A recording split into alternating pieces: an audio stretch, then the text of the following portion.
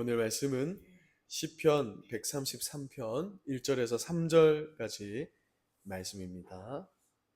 하나님이 보시기에 선하고 아름다운 자녀들이라는 제목으로 같이 말씀을 나누겠습니다. 함께 1절에서 3절까지 말씀을 같이 한번 봉독하겠습니다. 시작. 보라, 형제가 연합하여 동거함이 어찌 그리 선하고 아름다운고, 머리에 있는 보배로운 기름이 수염 곧 아론의 수염에 흘러서 그의 옷깃까지 내림 같고, 헐몬의 이슬이 시온의 산들의 내림 같도다. 거기서 여호와께서 복을 명령하셨나니 곧 영생이로다. 아멘. 네. 다윗의 시인 시편 133편은 형제가 하나가 되어서 다정하게 사는 것이 얼마나 좋은 일인가, 또한 아름다운 일인가, 이렇게 질문을 하면서 시작이 됩니다. 보라, 형제가 연합하여 동거함이 어찌 그리 선하고 아름다운고. 이걸 원래 히브리어로 된 시편을 그대로 좀 더 생동감 있게 번역하면 이렇게 됩니다. 보라, 형제가 서로 연합하여 같이 사는 것이 어찌 그리 좋고 어찌 그리 즐거운가.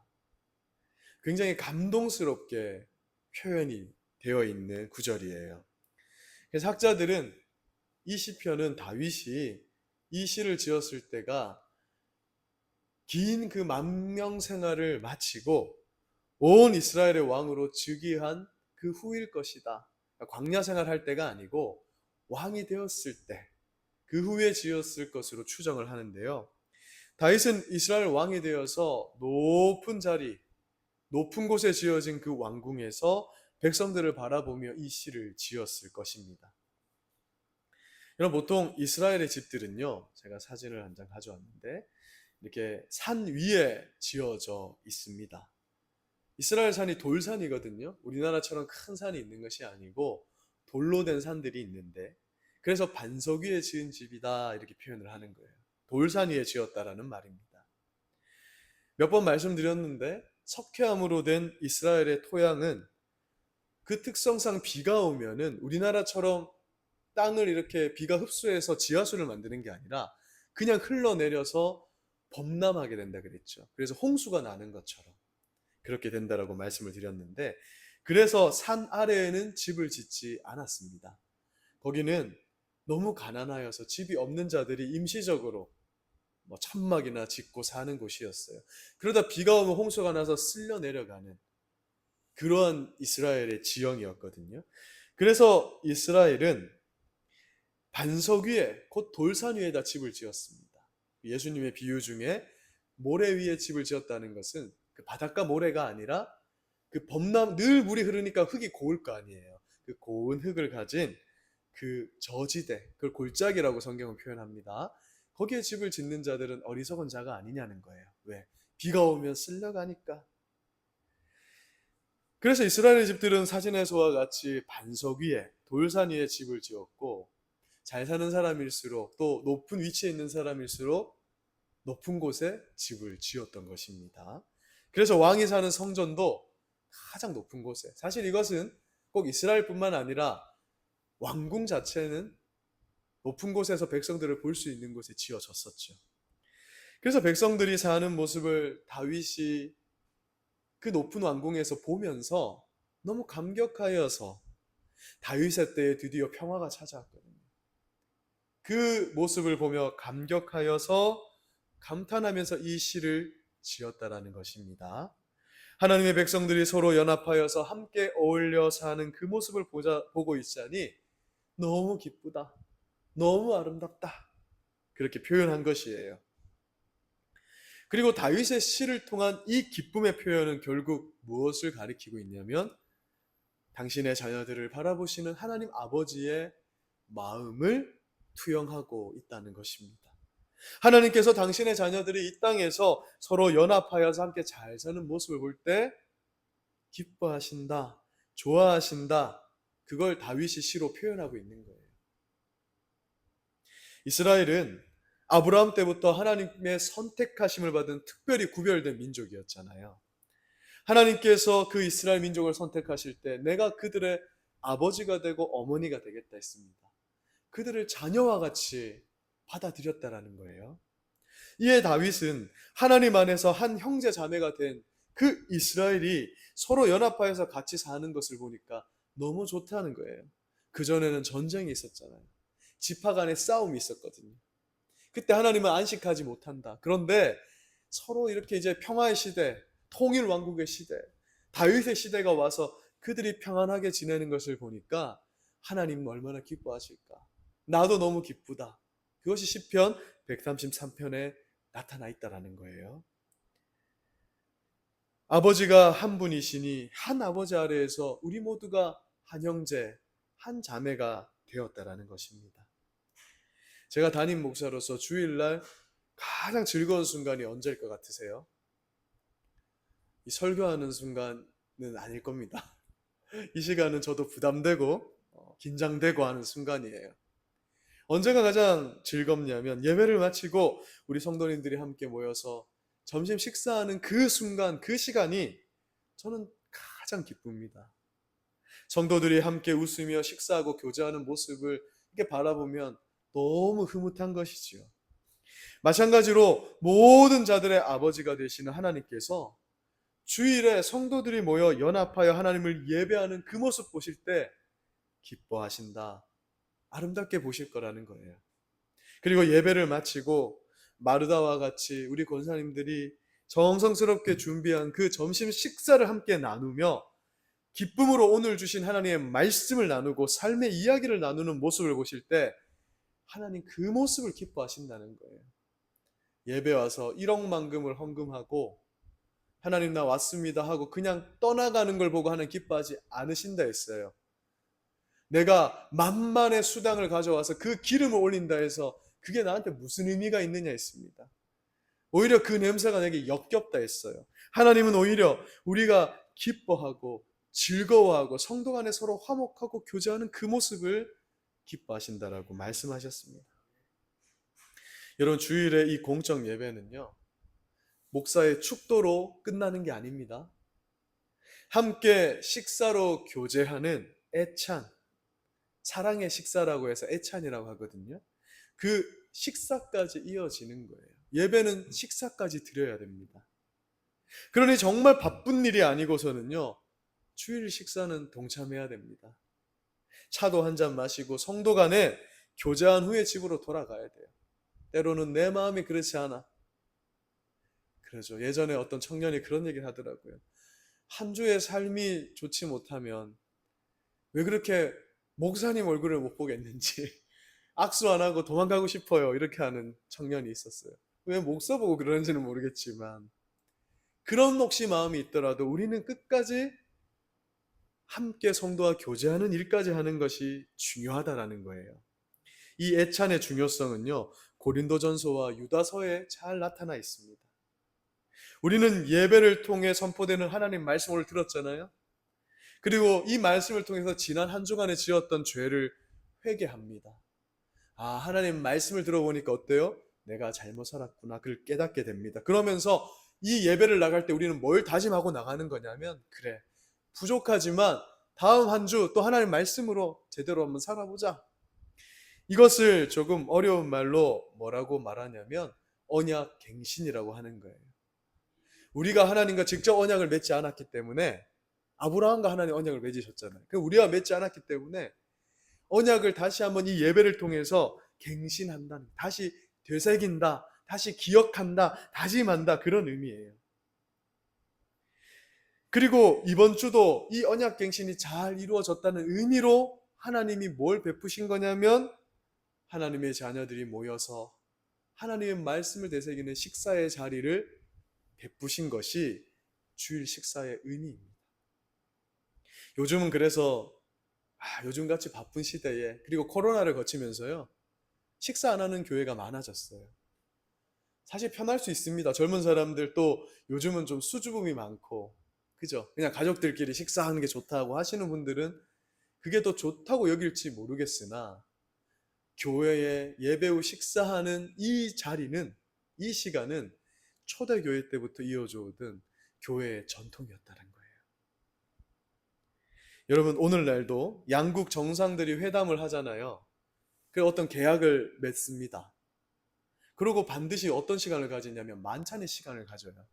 만약에 양국 정상이 식사하지 않고 끝났다 이러면 아마 뉴스에 난리 날 거예요. 뭐 트럼프가 오든 누가 오든 왔는데 식사 안 하고 가버렸다. 이거는 큰 일이 일어났다는 걸 의미하는 거예요. 우리가 하나님의 말씀으로 언약을 갱신한 후에는 한 상에서 사랑으로 먹고 마심으로 우리는 하나님의 백성이며 하나님의 말씀대로 살겠다는 것을 드러내는 일은 이 식사를 통해서 나타나기 때문에 이 애찬이 중요하다는 것입니다. 그래서 천국잔치 맛보기라는 책을 집필한 그 이성호 목사님이란 분이 있어요. 고신층 목사님이신데 이분이 뭐라고 했냐면, 교회는 주님이 차려주신 상에서 함께 먹고 마시는 한 식구이며 이런 점에서 교회는 식사 공동체 혹은 밥상 공동체라 할 수 있다. 요즘은 핵가족화되고 그죠? 한 주가 지나도 가족끼리 식사하는 일이 잘 없는 시대가 되었습니다. 근데 그렇게 되면 가족 간의 정은요 다 사라져요. 우리 성도들도요 언제 우리 안으로 확 들어오게 되냐면 함께 밥을 먹을 때, 식사할 때, 특별히 우리 남자들은 축구 한번 하고 목욕할 때, 그게 가족이라는 게 공동체. 그래서 저도 이 말에 참 동의합니다. 무릇 성도 간의 교제는 함께 먹고 마시는 것에서 시작되는 것이다. 교회가 식사가 없습니다. 담임 목사와 한번 식사하는 일이 없습니다. 여러분, 이것은 문제가 있다는 거예요. 제가 많이 사겠습니다. 항상 우리 권사님들은 저한테 사주고 싶으셔서 그러시는데, 우리가 그런 식사의 자리를 매주 하는 것뿐만 아니라 자주 갖는 것이 매우 중요하다라는 거예요. 그래서 성도는 서로를 형제, 자매라고 불러요. 이는 부모님이 같을 때 우리가 형제, 자매가 되는 것과 같은 이치입니다. 우리는 예수님의 십자가 공로로 하나님의 아들, 딸들로 다 입양된 자들이에요. 갈라디아서 4장 6절 말씀 우리 같이 한번 읽어보겠습니다. 시작. 너희가 아들임으로 하나님이 그 아들의 영을 우리 마음 가운데 보내사 아빠 아버지라 부르게 하셨느니라. 아멘. 아들의 영, 바로 성령님께서 우리로 하나님을 아버지라 부르게 하신대요. 그래서 여러분, 우리 안에 성령이 안 계시면 하나님을 아버지라 부르기 힘들어요. 물론 하나님께 지금 좀 섭섭한 게 있고 그래서 아버지 소리가 안 나오는 것 말고, 그냥 정말 우리에게는 신앙 자체가 없을 때는 하나님 아버지라 부를 수 없습니다. 거룩하신 하나님, 존귀하신 하나님 나올지 몰라도 아버지 소리가 나올 수 없대요. 아버지가 같기 때문에 우리 신자들은 뭐가 되는 거죠? 자연스레 형제, 자매가 된다. 구약 이스라엘 백성들이 하나님의 특별한 선택하심으로 하나의 연합된 민족을 이룬 것처럼 신약의 성도들은 교회를 중심으로 해서 예수 그리스도를 머리로 하는 한몸된 형제 자매가 되었다는 것입니다. 따라서 우리가 잊지 말아야 할 것은 뭐냐면, 우리 교회 안의 성도들은 뗄래야 뗄 수 없는 관계가 되었다. 더욱 사랑으로 한 몸을 이루어야 된다. 때로는 다툴 때가 있어요. 싸울 때가 있어요. 그런데 우리가 서로 사랑으로 화목하는 것이 왜 중요하냐면, 우리는 천국에서 영원히 봐야 되는 사이이기 때문에 그렇습니다. 그걸 연습하기 위해서 어쩔 때는 저 사람은 내가 감당해 주기가 어려워. 일평생 그런 사람도 있더라고요. 그러나 우리가 최소한 미워하지는 않으면서 용서하는 마음으로 끝까지 그를 감당해 주는 것은 우리가 한 아버지를 둔 형제 자매이기 때문에 그런 것입니다. 하나님은 이것이 교회의 정체성이고 하나님의 성도가 사랑으로 한 몸을 이루어가는 이 모습을 볼 때 기뻐하신다라고 말씀하셨습니다. 그래서 우리는 아까도 우리가 예배를 시작하며 함께 사도신경으로 신앙을 고백했듯이 나는 거룩한 공교회를 믿습니다 이렇게 고백했어요. 이게 무슨 의미냐면, 나는 거룩하게 구별된 하나의 교회로 내가 구성되어 있다는 걸 믿습니다 이런 뜻이에요. 나는 하나님의 몸된 하나의 교회입니다. 또한 그 교회의 성도로서 나는 서로 교제하는 것을 믿습니다라는 거예요. 원수처럼 살지 않겠습니다. 그걸 우리가 매주 사도신경으로 신앙을 고백해 왔다는 거예요. 근데 고백은 고백이고 우리의 신앙으로 고백해 놓고 그죠? 이대로 사는 것이 쉽지 않다고 해서 이것을 어겨버린다라는 건 있을 수 없는 일이죠. 매주 교회에 모여서 확인하며 고백하는 바가 뭐냐면 우리는 예수 그리스도의 공로로 하나님의 자녀가 되어서 사랑의 띠로 묶여 있다라는 것, 그걸 보라는 겁니다. 눈에는 안 보여요. 그러나 성령님이 사랑의 띠로 묶어놨습니다. 그리고 한 지체로서 서로 교제하는 것이 마땅하고 당연한 의무라는 것을 매주 우리의 신앙으로 고백하고 있습니다. 그래서 여러분, 교회에서 특별히 우리 어머님들이 식사를 이렇게 특히 청년들에게 식사를 대접하는 거 왜 중요한 거냐면 마치 어머니가 집에서 자녀들을 위해 밥을 차려주는 것과 동등한 일이기 때문에 그래요. 아니, 더 큰 의미를 가지기 때문에 그래요. 그래서 어떤 의미에서 보면 저는 목사로서 영적 양식을 주는 것이지만 우리 권사님들은 또 하나님 안에서 육적 양식을 주는 것이기 때문에 이는 말씀을 선포하는 목사의 행위와 비견할 만큼 중요한 의미를 지닌다는 거예요. 하나님이 우리가 천국에 갔을 때 권사님들 많이 칭찬할 겁니다. 많이 먹일수록 그 의미가 엄청난 거예요. 이건 제가 앞으로 밥을 더 잘해 주십시오, 그런 의미로 드리는 말이 아니라 정말 성경에 기록된 의미를 말씀드리는 것입니다. 그만큼 교회를 구성하는 성도의 하나됨이 중요하다라는 거예요. 우리가 단기 선교를 나가거나 또는 선교지 교회를 방문할 때가 있거든요. 제가 이번에도 일본 교회를 갔다 왔지만 그때는 이제 그 현지 외국의 성도들을 만나게 되잖아요. 그런데 인종도 다르고 언어도 다른데 우리가 그들을 만날 때 뭔가 통하는 게 있어요. 크리스찬들은 통하는 게 있습니다. 그래서 청년들은요, 너무 뭐가 있냐면 한 20대 청년들은 자기들끼리 이렇게 교제하게 하잖아요. 금방 친해져 가지고 서로 찬양도 하고요. 말도 안 통해도 그렇게 교제하는 걸 보게 되거든요. 형제를 느끼게 되는 거예요. 왜 그걸 느끼는가 보면 하나님 안에서 한 형제 자매이기 때문에 피부색이 어떻든 어떤 문화를 가졌든 예수 그리스도 안에 크리스찬의 이름으로 모이게 되면요, 그걸 느끼게 됩니다. 우리 아름다운 고백교회, 옆에는 주님과 동행하는 교회도 있고요. 저 큰 포항에 가장 큰 기쁨의 교회도 있잖아요.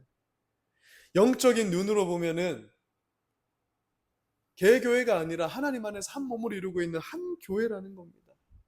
그래서 때때로 우리가 연합하여서 영적 사귐을 만나는 시간을 가지게 되면 우리가 하나님 사랑의 성령의 띠로 묶여 있구나. 모든 사람들이 성령 안에서 하나가 되었고 사랑으로 온전한 띠를 메고 있는 것이구나. 이걸 느끼게 되는 거예요. 이 연합이 중요한 것이라는 것이죠. 이럴 때 예수 안에서 우리는 성령으로 한 몸이 되었고 그래서 영적으로 한 형제 자매가 되었습니다. 그리고 앞으로 우리는 영원히 하나님 아버지와 함께 연합하여서 선하고 아름답게 하나님 나라에서 살게 될 것입니다. 자, 그럼 다윗은 2절 3절에서 그렇다면 하나님의 자녀들이 서로 연합하여 화목하게 지내는 것이 도대체 어떤 모습인가? 그것이 어떤 의미인가를 이렇게 설명을 합니다. 2절 말씀 같이 한번 읽어보겠습니다. 시작.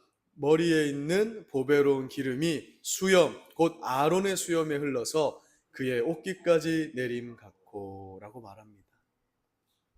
이게 무슨 말이냐면 여러분, 예전에 제사장이나 왕이나 선지자가 세워질 때에는 구약시대 이스라엘은 저런 기름 뿔통에다가 올리브유예요. 여기서 이제 성경에서 말하는 기름은 올리브유거든요. 그 올리브유가 여러분 잘 만들어진 올리브유는 우리나라 참기름도 고소하지만 정말 향기로운 냄새가 납니다. 그것을 이제 머리 위에 쫙 붓는데 그것이 머리부터 흘러서 그 기름이 옛날에는 다 수염이 있으니까 수염을 타고 흘러서 그의 옷깃까지 딱 끝까지 쫙 흘러내림과 같이 아름답더라 이렇게 표현합니다. 시편에서 묘사하는 이 아론에게 부은 기름은요, 무엇을 의미하냐면 하나님께서 부어주시는 복을 상징하거든요. 그 복이 온몸을 적시는 것과 같아. 즉 하나님의 자녀들이 서로 연합하여서 화목하게 지내면 하나님께서 주시는 그 복이 아론의 머리에서 부은 그 보배로운 기름이 수염을 타고 흘러서 그의 옷깃까지 내린 것 같이 끊임없이 흘러내린 것 같다라고 시적으로 표현한 거예요. 성도 간에 친밀한 교제가 있는 자들에게 하나님의 복이 끝없이 흘러내린다. 약간 이걸 시각적으로 표현하면 이 단에서 하나님이 기름을 쫙 부어주신 우리 아름다운 고백교회 성도들이 함께 연합하여서 화목하게 지낼 때 그 복의 기름이 끊어지지 않을 거라는 거예요. 너무 연약해서 교회에 혹시 나오지 못하고 있는 교회에 등록된 성도들에게까지 그 기름이 흘러간다는 거예요. 이 자리뿐만 아니라 얼마나 아름다운 일입니까? 근데 그 일을 위해서 우리는 뭘 해야 된다? 서로 화목해야 된다는 거예요. 또한 기름을 붓는다는 것은요, 왕이나 제사장이나 선지자나 그들이 하나님 앞에서 특별히 구별되어서 세워졌다라는 걸 의미합니다. 예수님께서는 우리를 이렇게 구별하여서 세우셨거든요. 예수님 자신이 구별되셨어요. 예수 그리스도라고 할 때 그 그리스도가 무슨 의미냐면 기름 부음을 받은 사람. 그게 예수님의 호칭이 됐어요. 예수님은 내가 구별되었으니까 내 몸을 이루고 있는 너희 성도들도 구별돼야 된다. 기름 붓는다는 그런 의미가 있거든요. 구별됐다. 그러니까 성도가 서로 사랑하며 사는 것은 세상 사람들과 완전히 구별됐잖아요. 우리 권사님, 집사님은 경험이 있으시잖아요. 예전에 집에서 제사 같은 거 지낼 때. 저희 집도 그랬거든요. 제사만 지내면 화목해야지. 온 가족이 모여서 제사 지내고 음식 나눠 먹고 화목해야 되는데 항상 제사의 끝은 뭐였어요? 싸우고 끝나더라고요.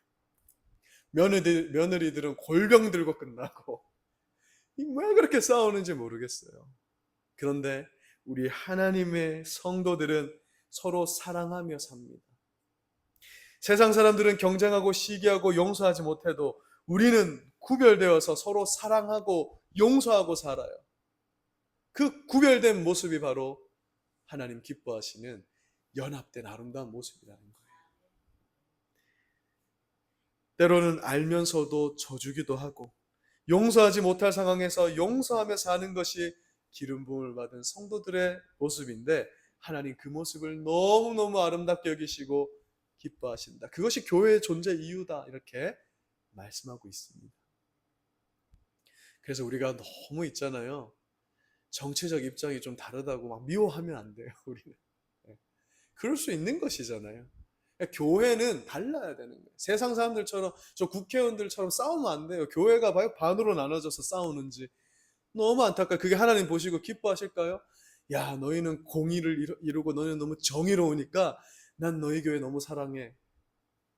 우리 자녀들 대입해 보세요. 그렇지 않습니다. 서로 사랑하고 연합할 때 하나님 기뻐하신다는 거예요. 자, 그리고 3절에서는 이렇게 말씀하는데요. 같이 한번 읽어보겠습니다. 시작. 헐몬의 이슬이 시온의 산들에 내림 같도다. 거기서 여호와께서 복을 명령하셨나니 곧 영생이로다. 아멘. 하나님의 자녀들이 서로 연합하여서 잘 지내는 것은 마치 헐몬, 이게 이제 이스라엘 북쪽에 있는 헤르몬 산입니다. 여기에서 흐르는 이슬이 시온 산에 이른다. 강을 이룬다. 이것과 같다라고 말씀하고 있어요. 여러분, 이 헤르몬 산은요, 이스라엘은 우리가 덥다, 중동이라고 덥다 생각하지만 높이가 2814m이기 때문에 만년설이 저렇게 쌓여 있다고 합니다. 북쪽 헐몬에서 시작된 작은 물, 그것이 이스라엘 이렇게 쭉 저기 위에 보이시죠? 헐몬에서 예루살렘까지 쫙 시온산이 있는 예루살렘까지 흐르는데요. 큰 강을 이룬다라는 거예요. 그리고 이 이스라엘을 관통하는 이 물, 요단강도 여기서 시작되고요. 이 물이 온 이스라엘을 먹인다라는 거예요. 여러분, 형제가 서로 연합하여 동거하는 모습은 마치 이와 같다라는 것입니다. 온 세상을 먹이는, 마시게 하는, 생명을 주는 일을 한대요. 비록 오늘도 우리가 명절 관계로 적은 무리가 모였지만 우리가 오늘 이 말씀을 듣고 서로 형제 사랑을 실천할 때 그 영향력은 마치 처음에는 이슬같이 미약하지만 그것으로 온 세상을 넉넉하게 적시게 된다를 의미하고 있어요. 그래서 우리 형제가 서로 연합하여 함께 사랑하는 것이 중요하다는 겁니다. 아무것도 아닌 것이 아니라 교회 안에 그 사랑이 넘치게 되면요, 이 지역을 채우게 되고 이 지역을 넘어 온 세상에 영향을 끼치게 되는 것이다. 교회의 역할은 그것이다. 그렇게 말씀하고 있습니다. 이는 성도들이 서로 사랑하고 연합하는 것이 얼마나 큰 힘을 가진 것인지를 말씀해 주는 장면이에요. 그래서 시편 133편 말씀은요, 우리 성도가 해도 되고 안 해도 된다라고 말하지 않습니다. 이건 너희가 하나님의 자녀가 되었으면 마땅히 행할 바다. 서로 부족한 형제를 돌보고 연약한 자매를 돌보는 것은 마땅한 일이 아니냐, 당연한 도리다, 이렇게 말씀합니다. 그래서 골로새서 3장 12절에서 14절 말씀을 보십시오.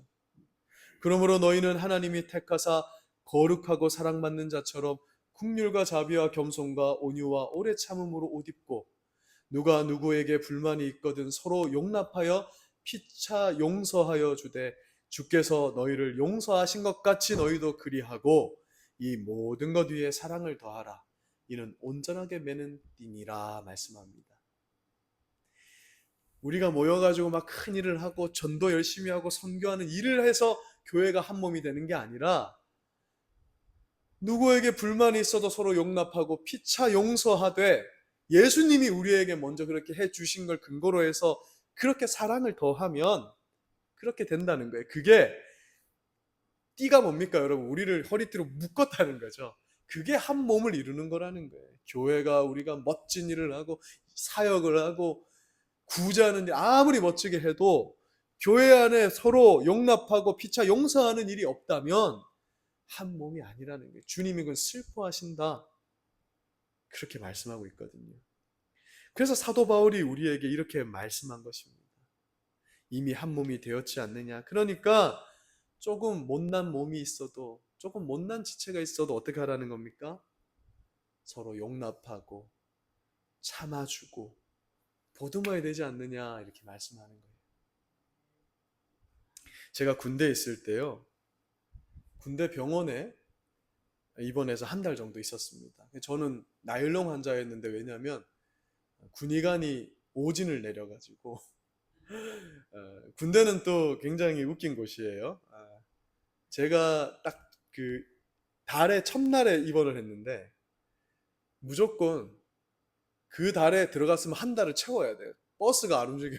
지금은 모르겠어요. 그땐 그랬어요. 그래서 한 달을 그냥 무조건 몸이 멀쩡해도 입원해 있어야 되는 거예요. 입원해 있었는데 그래서 몸이 멀쩡하니까 간호장교님들을 도와서 환자들을 돕는 좀 일들을 했었습니다. 한 달간. 근데 한 날은 어떤 환자가 들어왔냐면요. 작업을 하다가 이제 군인들도 공병도 있고 작업하는 군인들이 있거든요. 손가락이 잘려서 온 거예요. 손가락을 못 찾아서 접합을 못 해요. 근데 너무너무 곤란한 상황인데요.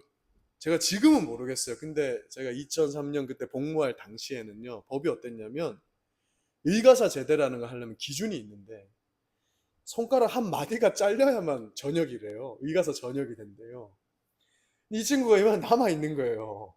마디보다 더. 그러니까 군의관이 뭐라고 얘기를 하냐면은 너 요거 살려서 요 붙여놓고 군생활 마지막까지 다 하고 전역할래? 아니면 요거 마저 자르고 지금 전역할래? 물어본 거예요. 그러면은 어느 이 사람이 2등병이었어요. 그때는 2년 2개월이었으니 군생활이 2년 넘게 남았잖아요. 그래도 어느 사람이 한마디 마저 자르고 전역하겠습니다 할 사람이 누가 있어요. 그러니까 이 친구는 병원에서 그렇게 있다가 전역하게 되는 거거든요. 제가 왜 이 이야기를 해드리냐면 여러분 한 몸, 나의 몸이라는 개념의 소중함, 그 중요성을 말씀드리는 거예요. 사도 바울이 왜 우리가 예수 그리스도 한 몸이 됐다라고 이렇게 하나님 우리에게 계시를 해주셨는가? 그 이유가 뭐냐면 우리가 주님 안에서 한 몸이 되고 한 몸을 이룬 성도는 이제는 떼어낼 수 없는 존재가 됐다는 거예요. 우리가 코가 좀 못생겼다 해서 이거 고쳐서 써야지. 요즘은 잘 고쳐 쓰잖아요. 이걸 떼내는 사람이 어디 있어요? 무슨 말씀인지 아시겠죠? 우리가 한 교회에 모여 있다 보면 못난 코처럼 어쩔 때 거울 보다마다 저도 뭐 좀 조금만 더 그죠? 뭐만 좀 좋았으면은 더 나았을 텐데 하는 게 있잖아요. 그런데 한 몸이잖아요. 우리 성도들도 때로는 그런 생각 들 때 있어요. 교회가 커질수록 더 그런데 저 사람만 없으면 교회가 잘 될 것 같은 거예요. 그죠?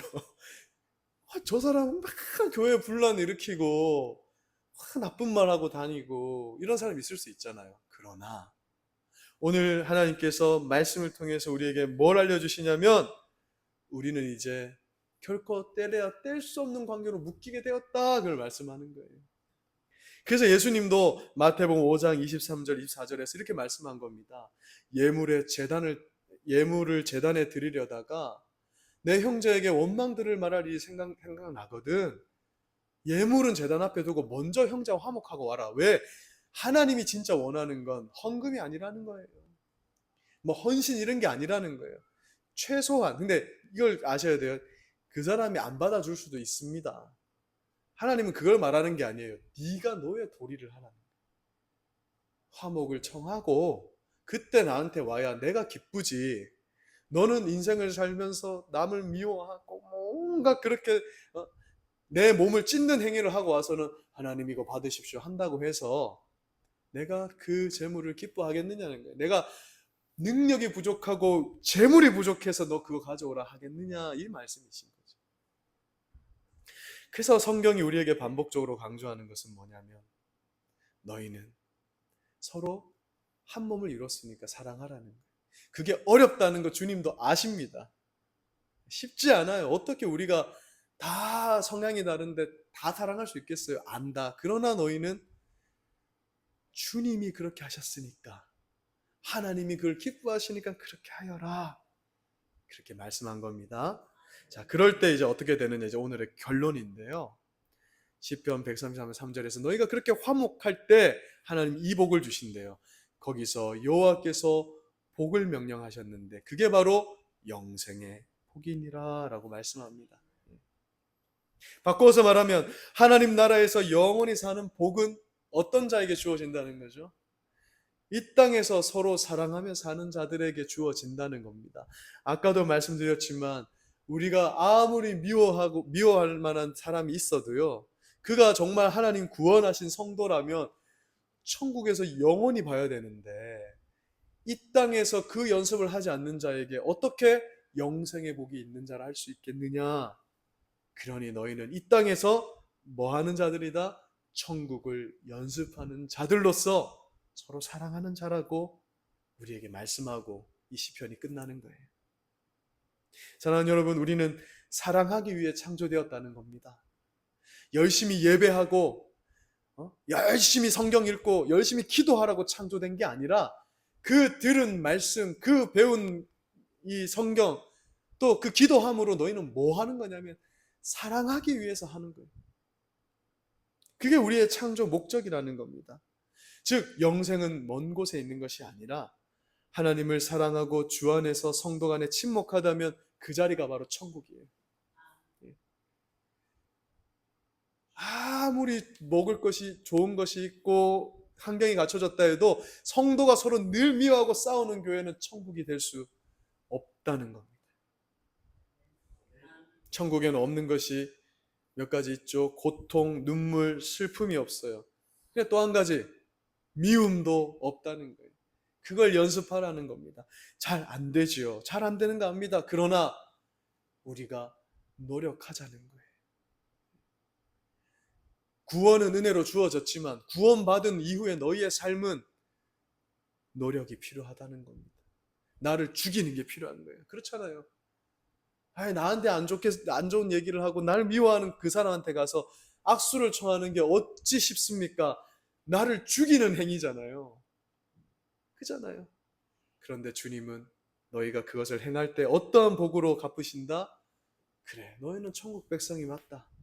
영생의 복으로 우리를 복 주시는데 그거는 우리 안에서 끝나는, 내 가정, 내 삶에서 끝나는 게 아니라 아까 그 시각적으로 보여드렸죠. 기름이 쫙 흘러서 헐몬산에 그 물줄기가 흘러서 온 이스라엘을 적셨던 것처럼, 온 제사장의 몸을 적셨던 것처럼 우리의 헌신으로 하나님 우리 이 세상을 아름답게 만들어 가시겠다, 그렇게 말씀하신 것입니다. 말씀을 마무리하겠습니다. 사랑하는 여러분, 교회는 예수님을 머리로 하여서 한 몸으로 연합된 성도들이 모여 있는 곳입니다. 그리고 성도는 하나님을 아버지로 두고 한 형제 자매로 모인 자들입니다. 사실 오늘 말씀은 너무나 많이 들었던 말씀일 거예요. 그러나 하나님께서 또 명절을 맞이해서 또 이 말씀을 주신 이유는 이 일이 쉽지 않기 때문에 그런 것입니다. 그러나 하나님 오늘 말씀하십니다. 내가 무엇을 기뻐하겠느냐? 오늘 말씀처럼 우리 형제가, 특별히 가족 단위도 있지만 이 교회 공동체가 서로 사랑하며 함께 먹고 마시며 살아가는 그 모습을 하나님 너무 기뻐하신대요. 우리 자녀들이 밥 먹을 때 부모들은 기쁘잖아요. 어쩌면 하나님이 이 예배 시간보다도 예배 마치고 식사하는, 그러면서 교제하는 그 시간을 더 기쁘게 바라보실지도 모르겠다는 생각을 해보게 됩니다. 자, 오늘 시편 133편 말씀을 한 주간 깊이 있게 묵상하시면서요, 그래, 나는 세상과 다르다, 기름 부은 자다, 구별된 자다, 이 마음으로 우리 세상이 감당할 수 없는 사랑으로, 더 사랑함으로 먼저 교회가 사랑함으로 하나가 되고 우리 주변을 사랑할 때 우리 하나님께 영광을 돌리는 또 이번 귀한 명절 한 주간의 기간 되시기를 주님의 이름으로 축원드립니다. 기도하겠습니다. 사랑하는 하나님 아버지, 감사합니다. 오늘은 형제가 서로 동거하고 형제가 서로 사랑하며 사는 것이 얼마나, 그 연합함이 얼마나 기쁜 일인지에 대해서 말씀 주시니 감사합니다. 우리에게 익숙한 말씀일 수 있습니다. 늘 듣는 말씀일 수도 있습니다. 그러나 이 말씀이 중요한 것은 우리가 그렇게 살아갈 만한 힘이 없기 때문입니다. 하나님, 오늘 말씀대로 살아갈 수 있는 힘을 주시고 이 말씀대로 사는 것이 하나님의 영생을 가진 자들, 하나님 나라를 소유한 자들의 마땅한 삶임을 기억하면서 이번 한 주 그 사랑을 실천하고 더 사랑하며 살아가는 우리 귀한 성도님들 되기를 간절히 소망합니다. 우리에게 그런 한 주가 될 수 있도록 주여 힘을 주시옵소서. 예수님의 이름으로 기도드립니다. 아멘. 찬송가 220장 오늘 말씀을